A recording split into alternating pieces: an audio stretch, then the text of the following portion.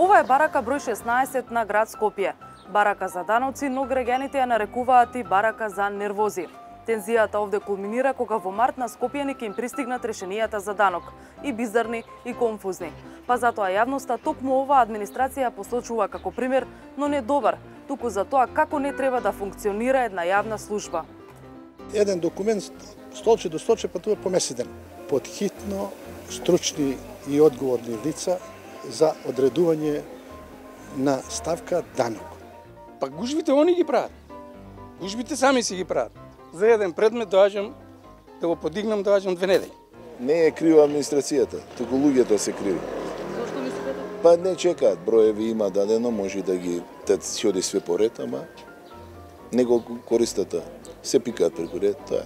Што да кажам, некоја средна оценка пролазна не може да дадам, така повише од некоја тројка максимум.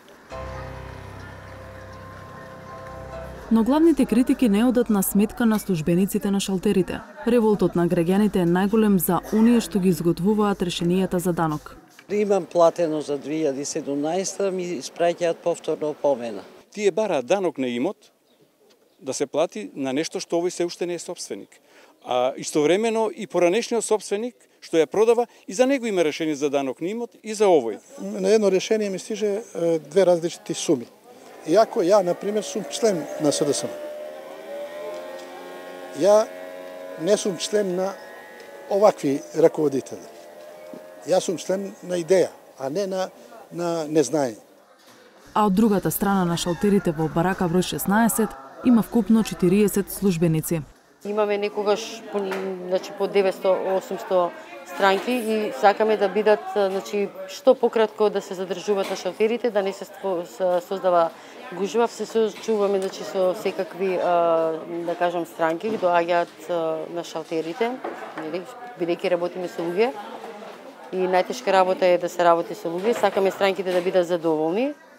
Најголем проблем за административците се месеците март и април, бидејќи тогаш им пристигнуваат решенијата за данок на имот на сите обврзници. Во Скопје ги има речиси 130.000, при што секоја година околу 70.000 доцнат, па мора да им се прати опомена. Капак на се е што дел системот функционира како во минатиот век. Автоматски не сме поврзани ниту со катастрот, ниту со МВР. Тежнееме кон тоа да се поврземе за да се подобри квалитетот на услугите кон граѓаните. Се уште не сме поврзани. Сегашната законска регулатива е таква што ги обврзува даночните обврзници секоја промена, секој оставинско решение, секоја купопродажба, пријава и одјава на данок на имот да ја вршат. Обврска е на даночните обврзници сами да ја пријават било каква промена. Затоа што, кажав, не сме поврзани автоматски и затоа и се појавуваат тие грешки.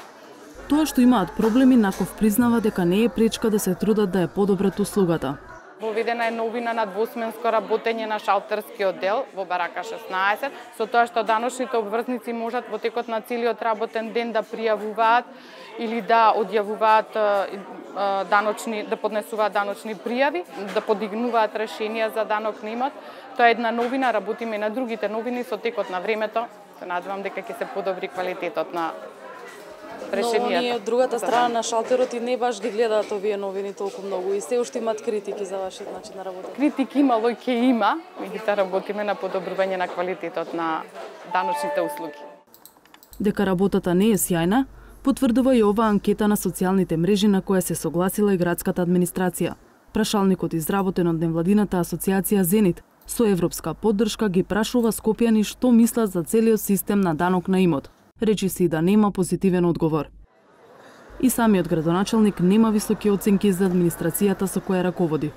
За жал, во добар дел систематизацијата на градот Скопје за работните места не е пополнета со доволно квалитетни кадри или кадри кои што може да излезат во пресет за потребите, односно на ниско ниво во смисол на чувари, шофери.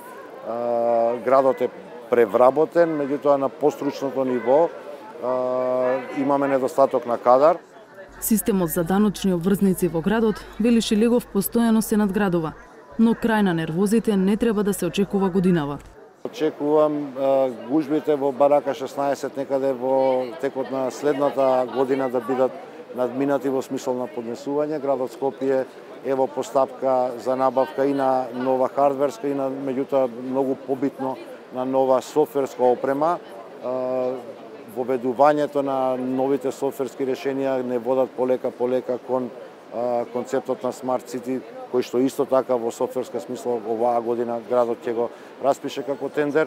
Во денешно време, за жал, градот нема можност, нити начин, нити перформанси техничко-технолошки внатре во самиот град, да на граѓаните им понуди електронска услуга на приемна документација и на издавање на соодветните решенија. Тоа ќе биде една од новините која ќе ги набавиме новите софтвери, која ќе ги компонираме во една целина и таков тип на услуги да можат луѓето од дома и да ја достават потребната документација, меѓутоа и да ги примат соодветните решенија. Ако се знае дека од 100 милиони евра колку што тежи градскиот буџет за оваа година, 40 милиони евра ќе се соберат од даноци, од кои 13 милиони од данок на имот, може би станува појасно зошто се толку големи гужвите и нервозите во барака 16, а со тоа и потребата да ги снема.